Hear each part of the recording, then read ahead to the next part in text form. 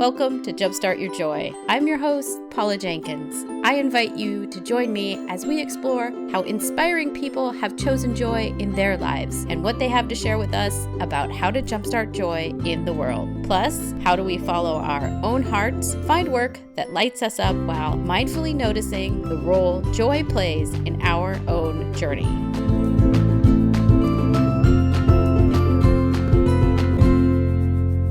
Hello and welcome to episode 128. This is Paula Jenkins, the host of Jumpstart Your Joy. Welcome. This is the second episode in the very fun-filled Friendpreneur Series. We're back right now. It's a Thursday, which of course is an unusual day for the podcast. This week, this episode, I'm talking to my friend Lara Heacock of Kind Over Matter. It's a wonderful website. And we are talking about juggling a 9-to-5 while building a business at the same time, how to incorporate kindness into your everyday, and all about Laura's new book, Practical Kindness. Lara and I met through a coaching training program, CLCC, led by Kate Courageous. And Lara is a lead coach there, and I was a participant and later a mentor coach for a couple years in the same program. So that's how we know each other. If you are new and you're wondering what in the world the Friendpreneur thing is all about, well, it's a fun series that I am doing, and it's where I'm interviewing friends who are also entrepreneurs. So that's where the word comes from. In 2018, I decided that I would like to do 5 episodes every month because there's not always 5 Tuesdays in each month. That's why you're getting a Thursday episode this month. And the 5th episode for each month is going to be this series where I'm having a conversational and a little less formal conversation with a friend who is also an entrepreneur. It's so much fun to get to ask friends how they're doing things in their business. And it's also so fun to share these spirited conversations with you. You'll see me being a little more me and a little less of the serious interviewer. But it's a lot of fun. If you want to go back, the first Friendpreneur episode was just last month, and it was with Christy Tending in episode 123. I will link up to that in the show notes. Before we get to the interview with Lara, or the conversation with Lara, I want to say welcome. I am so glad you're here. It is a treat getting to spend a little time with you each week, and I'm glad that you're joining me today. If you're new here, I publish show notes for each episode, and those include the links to a guest site. If you're driving, this is a great way. You don't have to write any notes. You can just remember to go to jumpstartyourjoy.com when you get to your destination, and you can also get the additional references and links to books that we talk about and some of my thoughts about the topics that we discuss. You can also get them right from, if you're looking in the Apple iTunes or Apple Podcasts app, you can just click into the show notes right there. They'll all be there as well. So 2 ways to look on the site or in the app. And you can find them for this episode at jumpstartyourjoy.com/Lara Heacock. And she spells her first name Lara, and Heacock is Heacock. So some news and updates before we get to this fun conversation. My mastermind friends, Julie Houghton and Liz Applegate, and I are hosting a free online workshop. It's tomorrow, you guys. That would be Friday, March 23rd at 11 a.m. Pacific Daylight Time. And it's all about finding and claiming confidence in your life. We did this webinar a couple of weeks ago for a private group. We're on the private webinar circuit now. But we did this for a mom's group, and we thought, oh my gosh, this is so much fun. There's so much juicy goodness in this in this topic. So we are offering this workshop to you guys for free. You've met them before, and I know you really love them because the comments are always so amazing when Liz and Julie are on. But we're going to be talking about how to deal with negative self-talk and the inner mean girl that we all have, why familiar habits and comfort zones are keeping you from doing the things or going after the things you really want in your life, and how to work through all of that. Fun tips and tricks, a lot of aha moments. We would love to have you. So to sign up, you can visit jumpstartyourjoy.com and look for the Reclaiming Confidence image on the homepage. You can sign up, send in your email address, and you'll get a link will be a replay later. So if you're not able to make us live on Friday tomorrow, we will send you the link afterwards as well. So I so hope you'll be there tomorrow. And so let's get on to the fun friendpreneur conversation with Lara Heacock. Yay! Welcome, welcome, welcome. It is the second in the Friendpreneur Series, you guys. I am so excited. If you guys listened last month, I had on Christy Tending, who is a friend and an entrepreneur. And this month, oh my goodness, I am so excited to have on Lara Heacock as my second friendpreneur. Welcome, welcome, Lara, to Jumpstart Your Joy. Yay! Yay! I got to tell you, this whole conversation is really jumpstarting my joy. I totally just, it's a gray, rainy day in Philadelphia, and this was I made myself a little list, and I posted on social media of things that are brightening up a gray Friday, and this is totally on it. So thank you. I am also being brightened by just knowing that this was on the calendar. So I am glad we get to talk. So one of the things I make sure and explain to listeners, since we're friends, is where did we meet? And that was from the Courageous Living Coach certification program where Lara is. It was Tinder, Paula. It was Tinder. Okay, yeah, let's just call it what it is. No, I'm kidding. Totally kidding. It was the Courageous Living Coach certification program, but it's really funnier my way. It kind of does make for better show notes. Kind of because we're two middle-aged married white ladies too. Yeah. There wasn't much of a hookup, but we love each other. Exactly. We did find love in all the right places. Oh, but yeah. So CLCC, you guys can find it tribeclcc.com. It's a great coaching certification program. I've been a mentor. Lara here is a lead, and so you guys can go check that out. But so we are checking in today as friends and entrepreneurs. Let's talk about, Lara, you have some exciting news that you've been up to since we last talked. You want to walk us through it? Yeah. So in all areas. So my goal for this year, being 2018, is to do more work in the corporate space. So I am currently working with my own coach to help me craft a keynote speech and to start learning really how to get myself into the corporate world to do, speaking engagements and training sessions, and really taking the kindness message. For years I've been working with leaders on a one-on-one basis about self-kindness, but I really want to take the message of kindness into the corporate space. So that is one big thing. I self-published a book on kindness. It's called Practical Kindness. It's available on Amazon. And I am about to go full bore into entrepreneurship. I have, in my journey so far, been kind of straddling that salaried world and entrepreneurship, and that is about to end in the very near future, possibly before this podcast airs. Oh my goodness. That's crazy. I know. So major things, it's big stuff. It's that tightrope of super exciting and somewhat terrifying that is generally the thing that leads you to a really good place. It does. And if you can get in the mindset of being delighted to be there, then that just makes it fun. Otherwise, some days it's scary. It's funny that you said that. I made this decision probably the fall of 2017. And I was on a business trip and I came home and I just had a conversation with my husband and I said, it's time, here's why, here's the details. But I had that shift that you just said. Instead of thinking, I don't know what's going to happen this year, I really just hit my stride and got to the place of, oh my gosh, I don't know what's going to happen this year. Mm-hmm. And it's such a difference. And it's really what's propelling, all of this action forward. Ooh, yeah. Well, and I find that there's something, I don't know if it's confidence or is it just approaching it as play, or what do you think, in case somebody else is yeah, I know my gut's telling me I got to do that thing. What is it that you feel helped you get there? Or was it just the Liz Gilbert quote of you've never seen transformation until someone is just tired of their own bullshit? Yeah. So I would say a little from column A, a little from column B, and a little from columns C through Z. So I think part of it is just, having my coaching practice this is my 5th year and building up the confidence with that. dipping my toe into in the past couple of years, doing some corporate work and realizing that actually really excites me. And also, I turned 40 last year, and, about 4 or so months after that was when I had this big realization.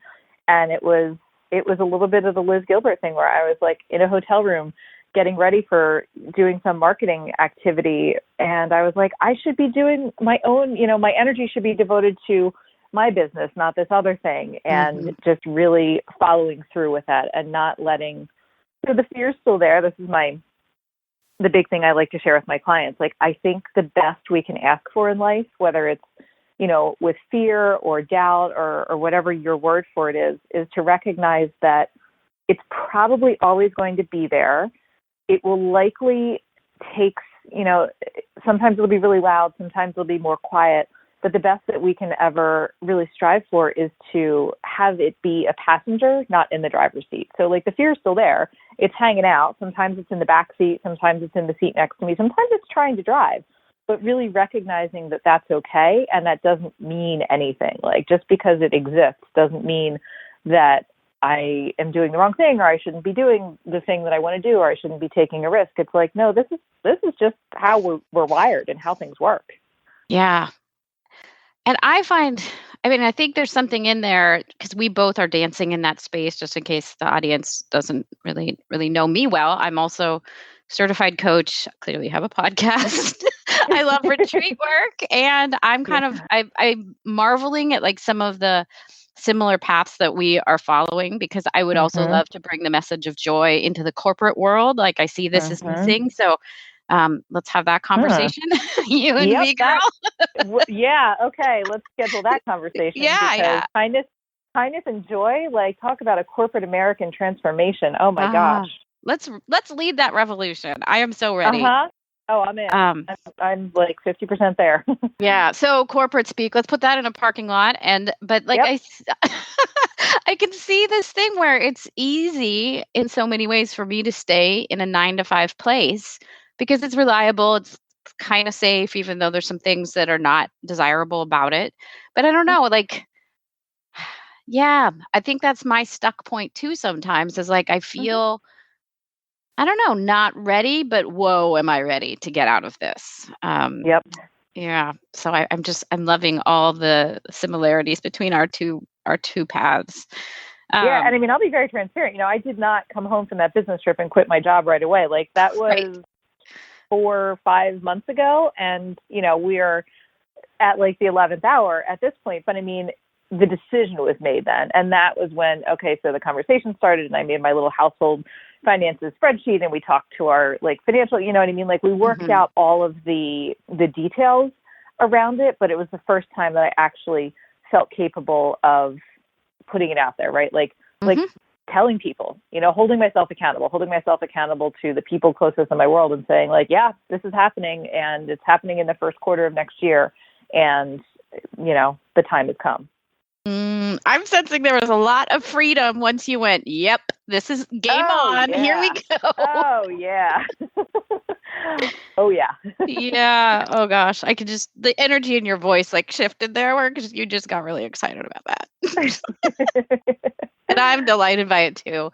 Well, and I wonder, like, I think in that, what I'm also hearing is like that time when somebody, if audience people are like, yeah, I really wish I could. I think there's something about it as kind of the dream into action angle of it. Like, you have a dream, but until you've got some actionable steps, I think that's where I feel frustrated and stuck a lot of the time, is like, I see so clearly what I want, but then it's the how that has a problem for me. And which is weird, because I'm a project manager by day, and it's like, I should be able to do this how. Like, this is what I do. I'll tell you, like, I was totally stuck. Like, the coach, like, take my advice, I'm not using it. Like, I was totally stuck in my story. Like, I had my canned response and my canned line, and I was believing it. You know what I mean? I just was very narrowly looking at my situation, like, well, here's the reasons, and I can't do it because. And then as soon as that sort of internal shift happened, I was able to see a whole bunch of possibilities and ways that I actually could do it. Yeah. That's what I got to soak up right there. Yeah. That's the good stuff. let's talk about your amazing book, Practical Oh, thank Kindness. you. Thank you. Yes, congratulations. It's so exciting. Tell us about it and like how did you Yeah. pull it together? What is it about? How does it work? Yep. Yeah. So it's Practical Kindness. The subtitle is 52 Ways to Bring More Compassion, Courage, and Kindness into Your World. And it is, 52 ways and 52 weeks in the year. It's meant to be a little, week over week guide to give you a little dose of kindness that you can practice for each week. And it's divided into 4 sections, just like the 4 seasons. So it's really meant to just kind of align with the flow of life in a year. And you can start it on January 1st. You can start it on August 21st. It really doesn't matter because it's just week by week. So the first section, and really the foundation of all the work that I do, is self-kindness. So there's a bunch of weeks of practices and inspiration around self-kindness.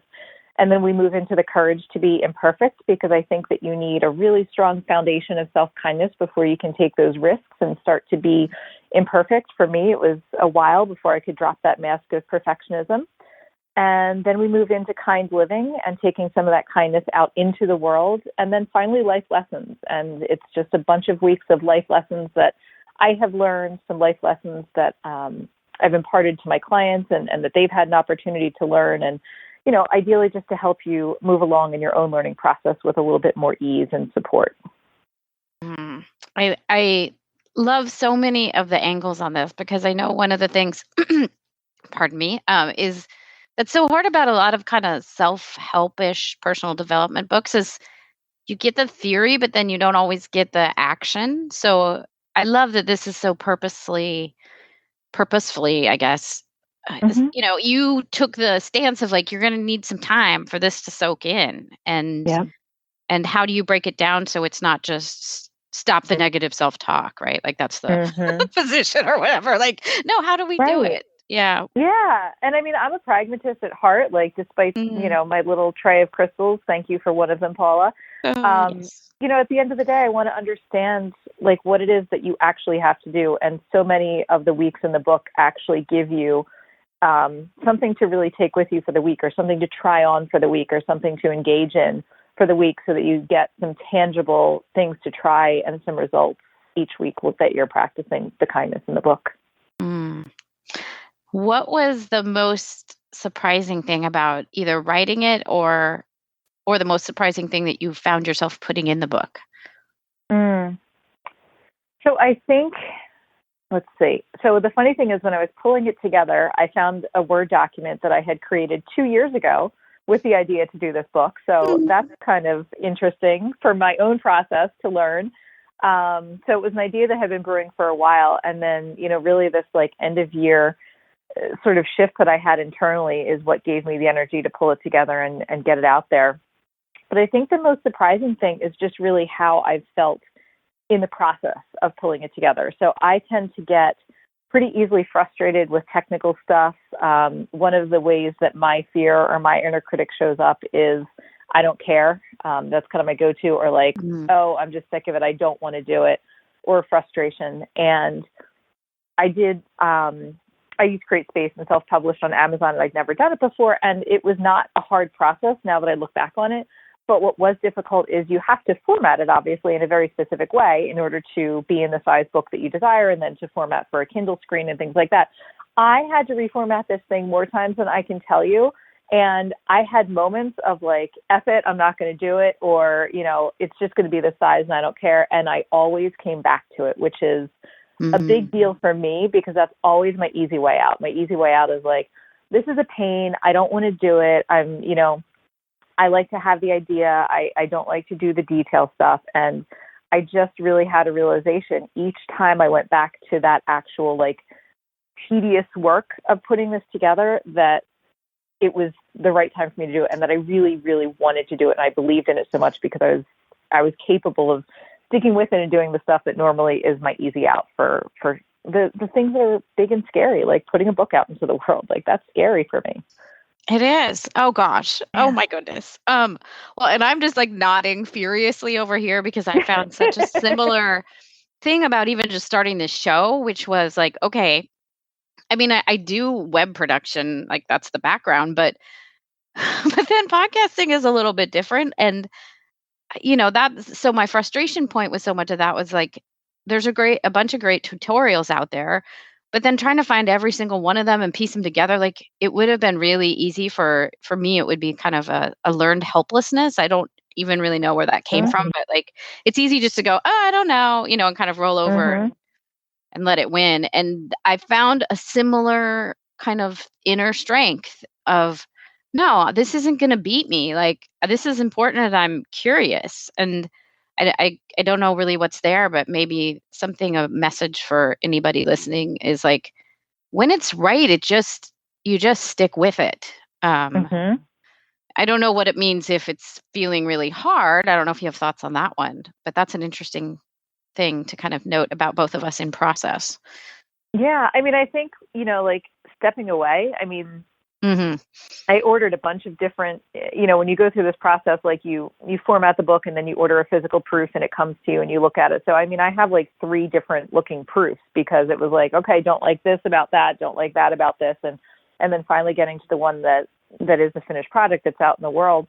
So, for me, I think that stepping away is good. I mean, there are also times when, I just was so in the zone and I was working on it and I didn't even realize how much time had elapsed, or I just got in and it was like, okay, I'll just do up to chapter 27. No, I'm going to go up to 41. And while I'm here, I might as well go to 52. So, I had both of those, but really, especially in the times when I was just like, oh, I can't figure this out. This is such pain in the ass. I'm just going to walk. It's going to be good enough. Like, right. I'm just going to put it out and it's going to be good enough. And I always came back to it because I was like, no, it doesn't feel right. It doesn't feel right. This feels like I'm not going to be proud of how it is in the world. Like I want it to, to look a certain way, to feel a certain way, and to be something that excites me. And I always was able to get back to that point. And I think part of it was taking a break when that frustration was at its tipping point, but not letting the break be a stop.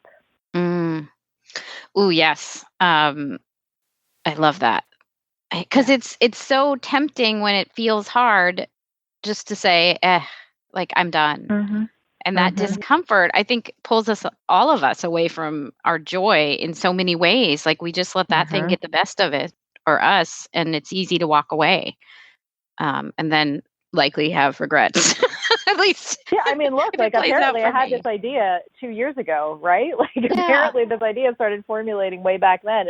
And I do believe in timing, and I do think that probably wouldn't have been the best time. And, I had more content to draw on now that it's 2 years later. And it felt exciting to me to be like doing a Facebook Live and doing launch videos and stuff like that. And I don't know that it would have felt that way in 2016. Maybe the fear would have been driving more than I was. And now, even though it was there, I did put the work in and I have something that I'm proud of, and I took breaks when I needed to, and it feels really exciting and it feels really good.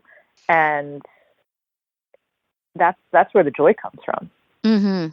Yeah. And letting it be its own right time, I think I'm hearing in there too. Yeah. Yep.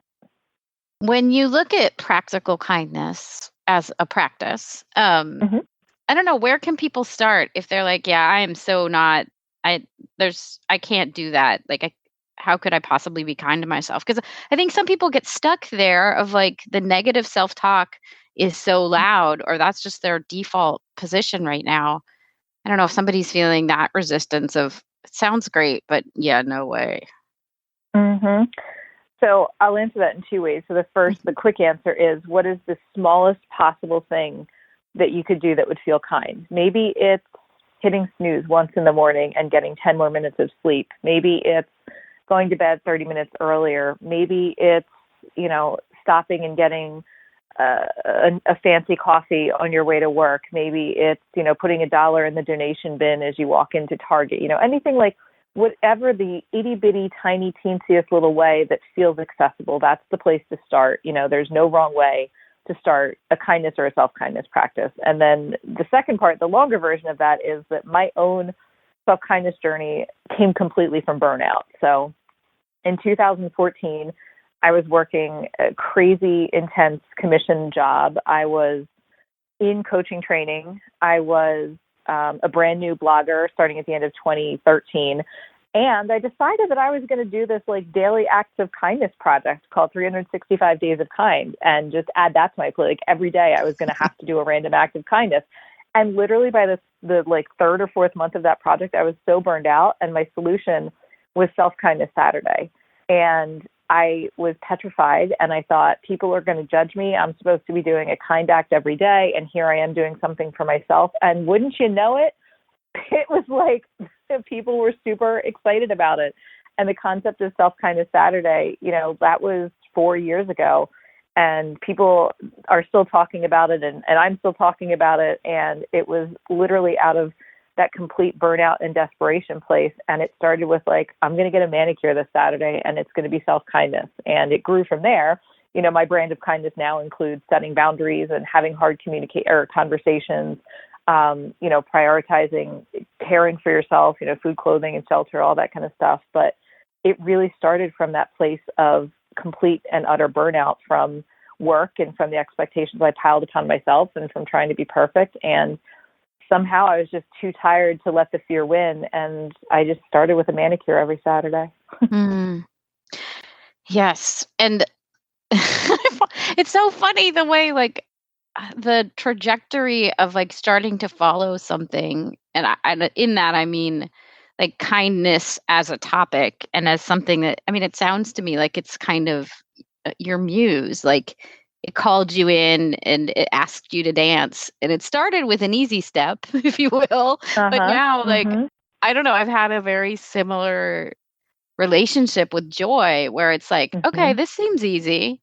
And then things get hard and I find myself going, damn it, like I'm still supposed to be following you. And I don't know if you've had like a similar journey of seeing all the variations and different sides of kindness that you probably wouldn't have expected when you started with the manicure.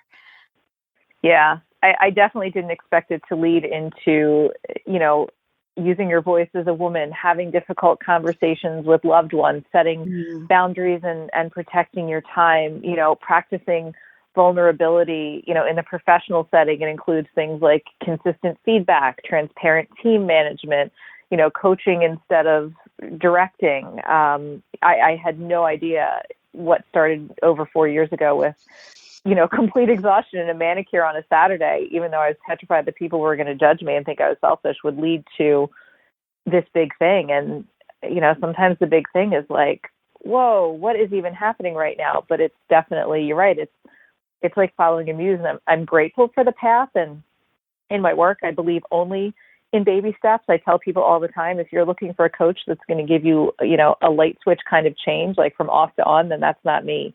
I believe that the only true sustainable kind of change is small steps.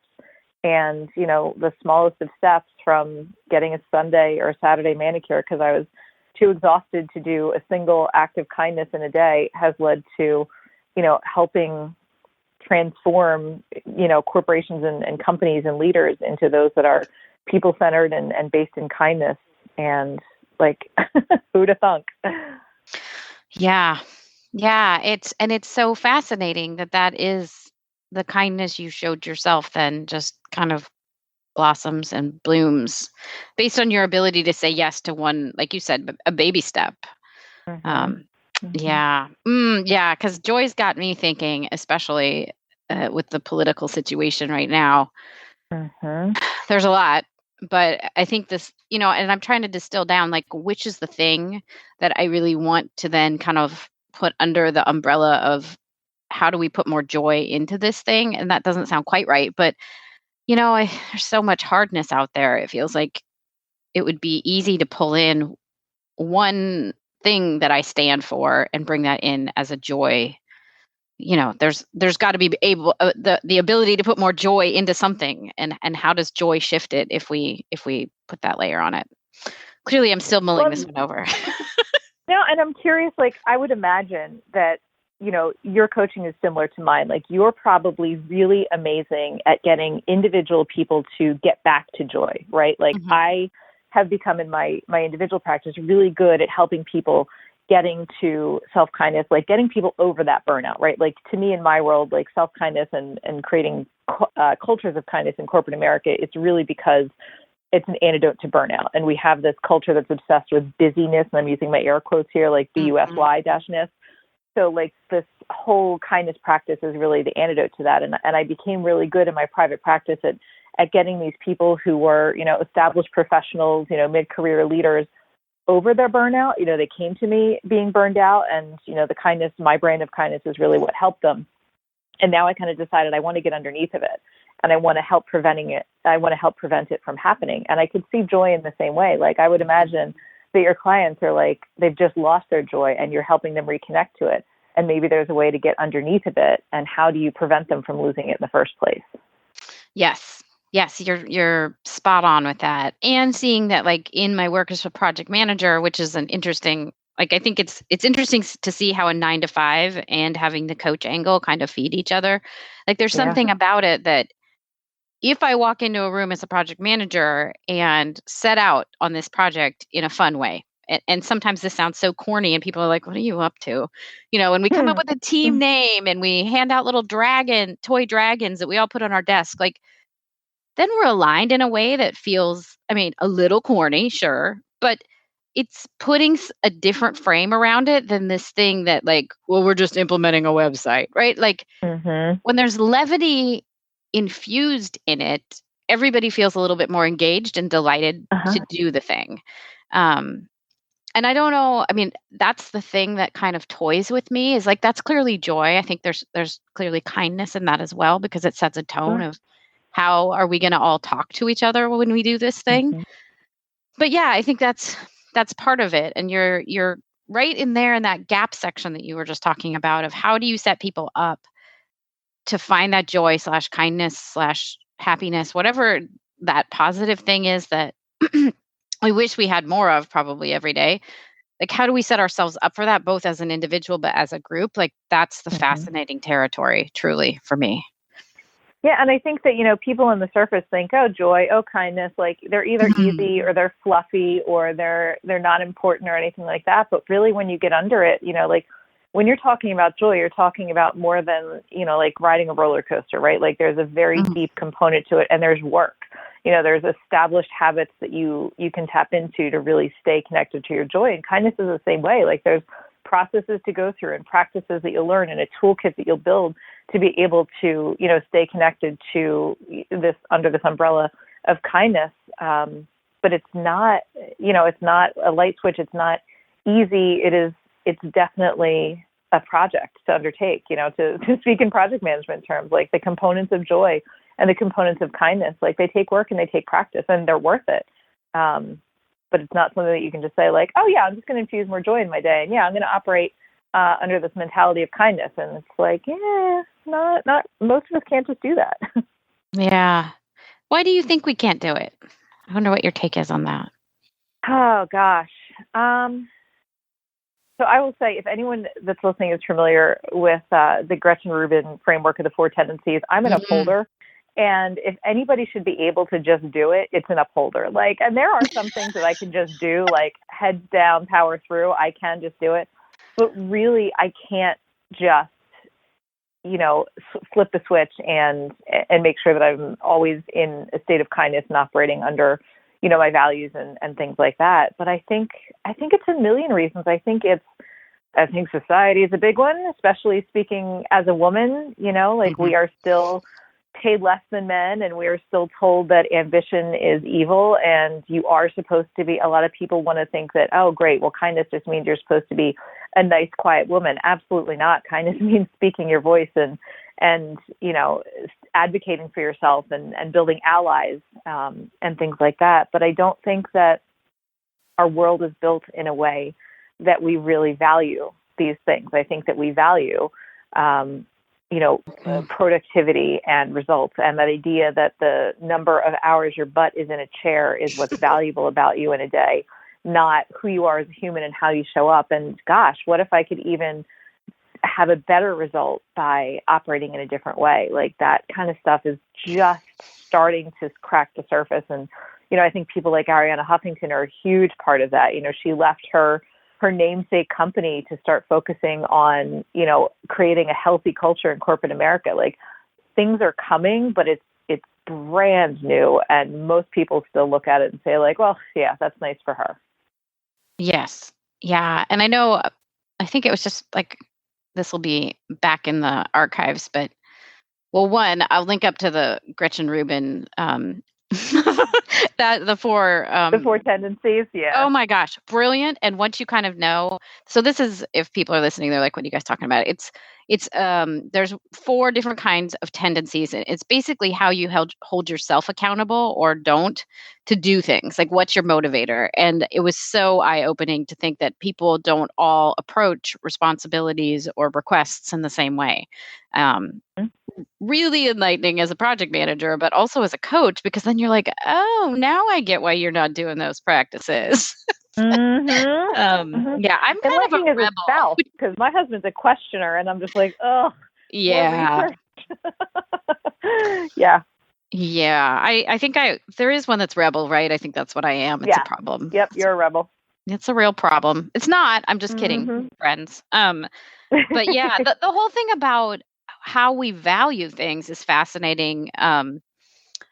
I don't know. I was talking and somebody, I think it was actually a friend of ours, may have been Carly, who's also a listener. Hello.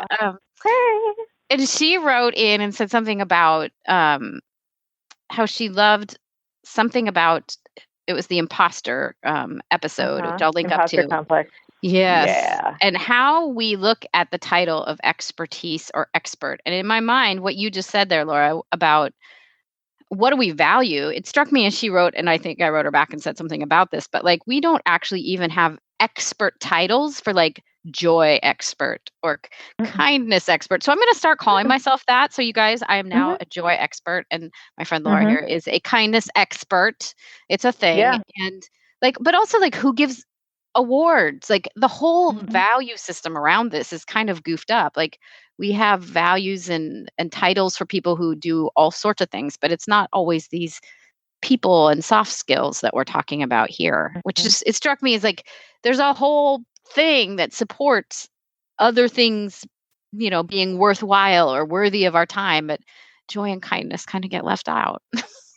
Yeah. And what kills me is, you know, so in my previous corporate life, I was a recruiter for 13 years. And, you know, one of the biggest reasons that people were turned down for jobs was this quote unquote culture fit. And the truth is that companies all have a culture and they all have values listed on their website. And that's usually as far as they go.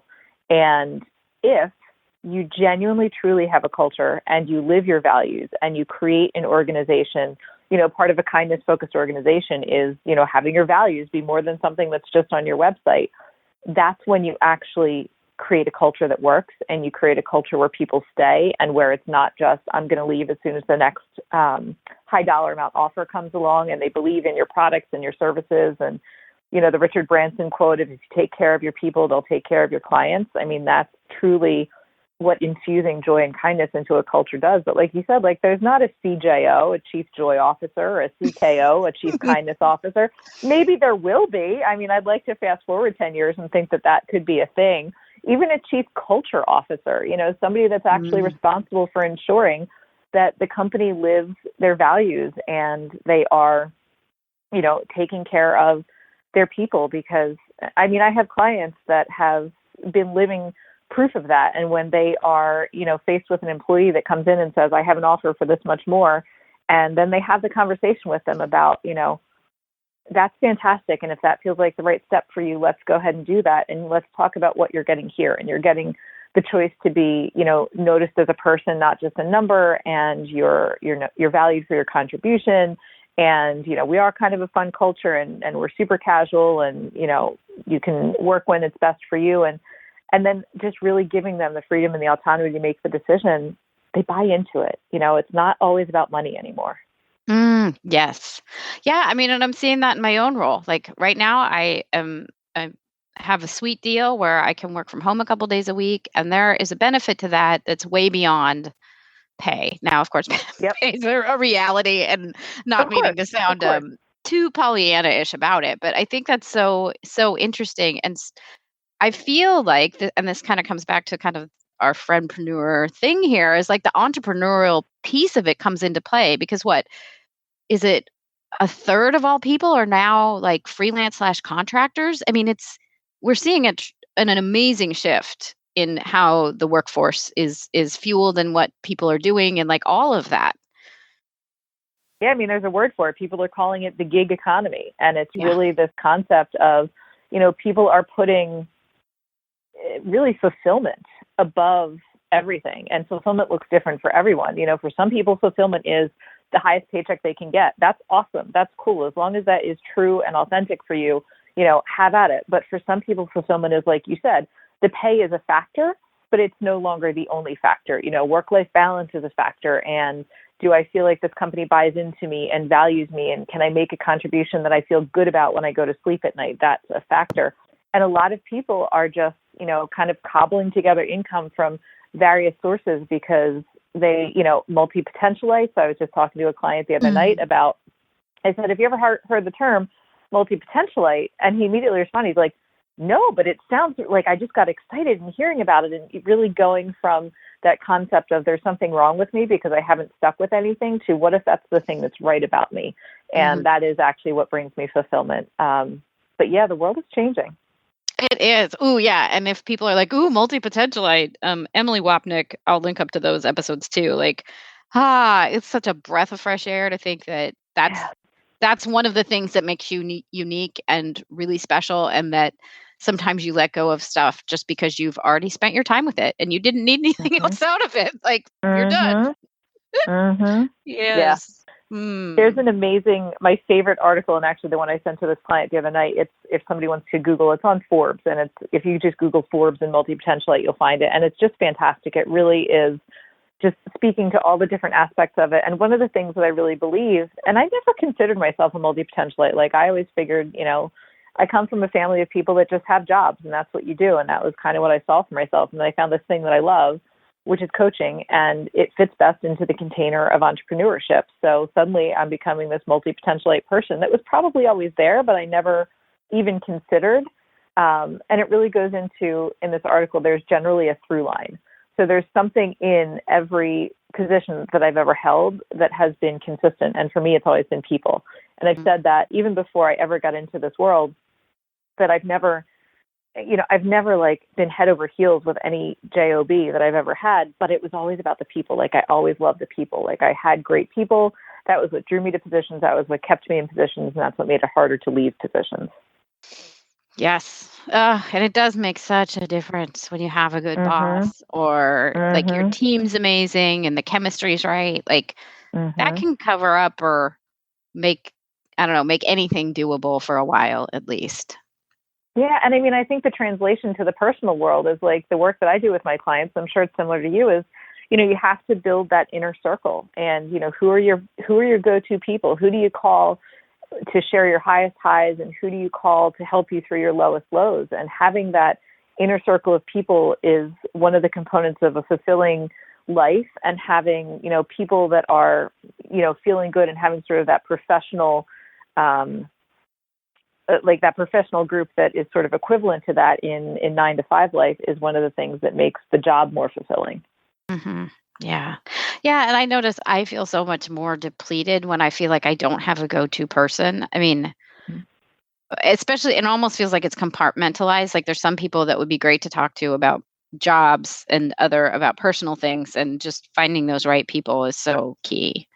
I know one of the things that you've been passionate about, and also been kind of instrumental, whether or not you know that, but about is masterminds. And oh God, I feel like that's a great entree right there. I am kind of an evangelist. Yeah. Speaking of like that inner circle. Yeah.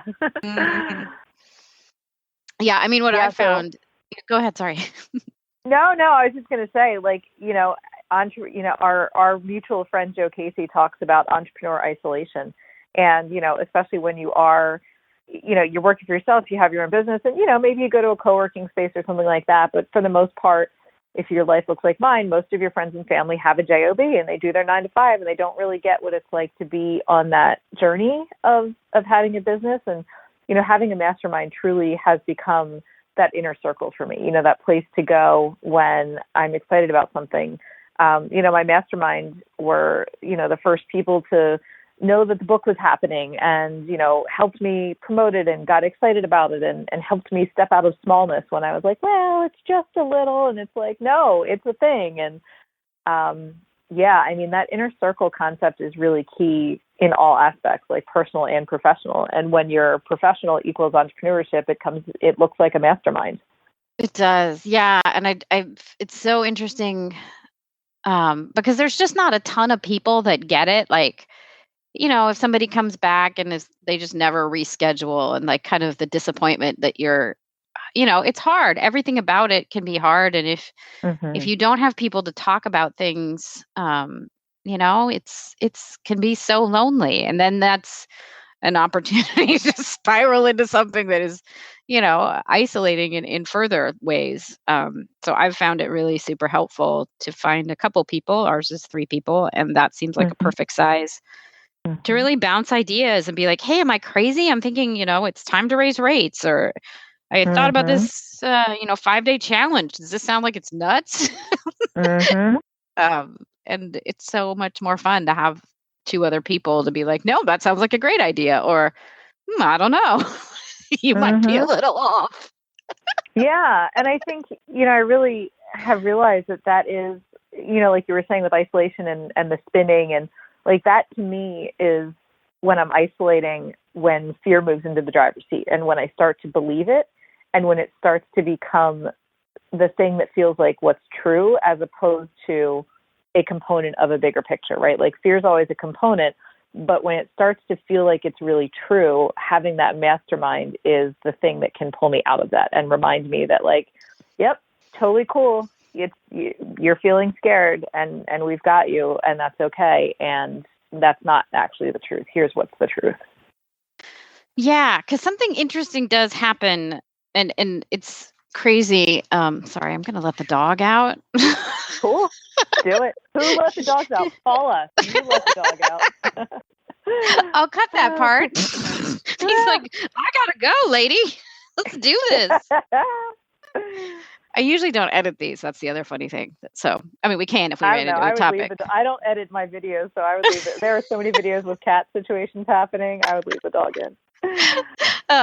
But it is interesting how it's easy to get all up in your head about like, well, what am I making this mean? And like, and just having people to remind you, because like you just said, most of the rest of my network is not doing entrepreneur stuff. So finding a few people, and that's probably one of the really fun things about this series too, is that like we all get to talk about it and kind of share and, I don't know, encourage other people who are maybe listening and are in a similar spot to find their best selves and, remind them of what makes this all so amazing.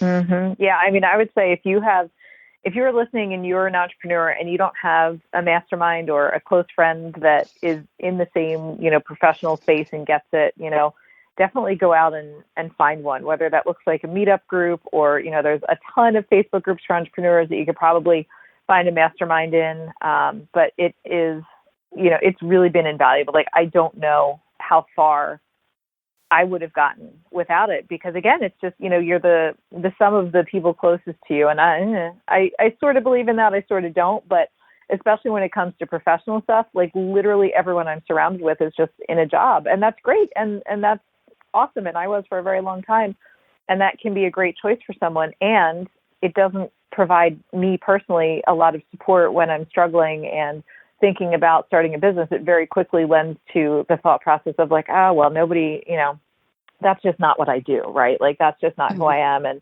so I'll just, keep going in this way, and there will be this, unfulfilled part of me.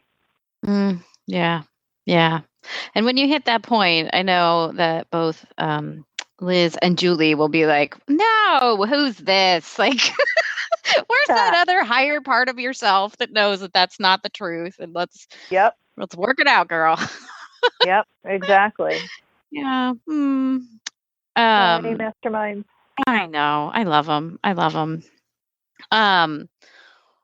Well, the one thing I like to ask all of my friendpreneurs, because of course, doing the day to day in this world, like what are some of, I don't know, tips, tricks, or tools, maybe is a great way to put it, like that you find yourself leaning on and you really feel like you got to have this if you're doing this stuff?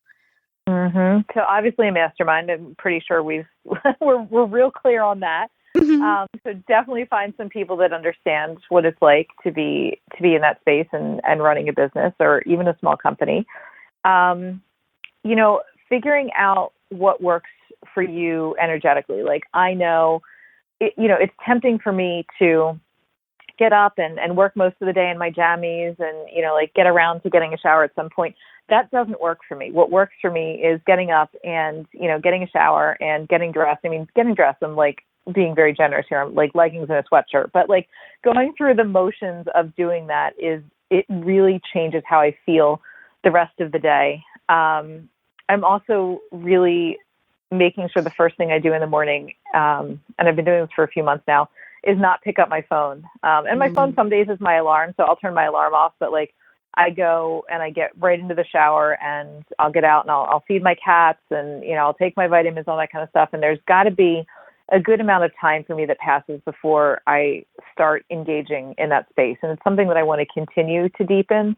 So just figuring out, energetically what works for you, noticing, just really becoming that observer for yourself. So I learned a couple of years ago when we had a really bad winter, and I'm in the Philadelphia area on the East Coast. Our winters are weird. And it was like, it had been a few days, I mean, like 3 or 4 since I had left the house, like more than 3 steps to my mailbox. And it was not good. It was like to the point where I was thinking things like, well, I mean, Amazon delivers groceries now, so I don't even have to go to the grocery store. And that spiral that we were talking about. So I learned that I need to do something, at least every other day that is out of the house, even if it's just like I need to go to the gas station or I am going to go to a yoga class or like maybe go to the gym theoretically, but, something like that is actually getting out. And to me, I learned this lesson just very recently. I need to keep talking about the work that I'm doing because that spiral happens very quickly. Like I think with anything energetically, what I'm learning about myself is that I have this kind of like 2 to 3 day window where if I stay kind of hunkered down at home and only doing online stuff, that inner critic starts to get really loud and that imposter complex starts to grow and the fear starts to take over and get into the driver's seat. So really just learning energetically what I need to do to be able to stay grounded and stay connected to my message and my confidence, and then doing it for myself and, making it non-negotiable. So maybe that means having an accountability partner. Maybe that means, putting reminders for yourself or, laying out gym clothes the night before, whatever that means for you. Like my way doesn't have to be anyone else's way, but really learning what it is that makes you thrive in your day-to-day and giving yourself that. I think that's so important. Yeah, it's interesting you just said about like not touching your phone. This has been a personal battle because it is my alarm clock. So I finally hunkered down. I bought an old-fashioned old lady alarm clock. Nice. I only say that because it has huge numbers. I'm nearsighted, and it has huge numbers. You can dim it. People, I'll link this thing up. It's pretty quality. I'm enjoying it. Awesome. And like I don't know. It has reframed when I don't get up and just check everything. I mean, everybody says, of course, that'll change your whole day, but it's true. And I am grateful for my old lady alarm clock. It's the best. Yeah, it's no joke. I mean, just having that time in the morning to do anything other. I mean, not that I'm not addicted to my phone like most of America the rest of the day, but really just making that shift of not having the first thing that hits my brain be alerts. I mean, you said checking. Like I am a checker, man. I have an iPhone, and if you see the little red number next to any of my icons, it's like instant anxiety mode. It's like, oh, there's something I have to do. I have to check it. I have to respond. I have to, like, I have this Pavlovian reaction to it, and giving myself that space in the beginning of the day to not feel that way, I think is one of the things that like gives me the freedom to do it later. And now I notice, here's maybe the downside of it. Now I notice that I get real ticked off if I am like with someone and their phone comes out. Like if I'm having lunch with a friend and their phone comes out, other than to take a picture or something like that, I'm like, I am not a happy camper. I was like, no. Well, this is human time. This is interacting time. So that's been interesting. And obviously I don't, I have those conversations kindly. And I just really, I stay true to my values, right? And my values are when I'm with a human being, my phone is not engaged. So that's what makes me feel good at the end of the day. I like that. And I like knowing, your own, having the knowledge of your own value system and what you need, and then making sure it happens is such a loving kindness for oneself. And I love it. Yeah, Lara, thank you. Yeah. I love talking to you. Thank you. I know. Thank you, you. Paula. Yeah. So much fun. So much joy, right? Like an hour of joy. How amazing to bring that into the day. So thank you. It was all I hoped and dreamed. Well, my pleasure. And thank you so much for joining me. Thank you. Oh, Lara, thank you so much for being on today and for always bringing so much joy into the world.